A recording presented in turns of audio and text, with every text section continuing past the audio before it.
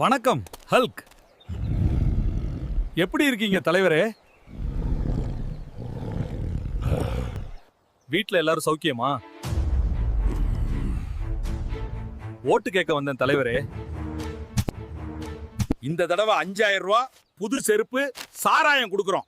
எங்க கட்சிக்கு ஓட்டு போட்டுடுங்க. என்ன 5000 ரூபாய்க்கு ஓட்டா? போன தடவை 2000 சொல்லி 500 தான் கொடுத்தீங்களே. அதெல்லாம் பட்ஜெட் குறைஞ்சது தலைவரே.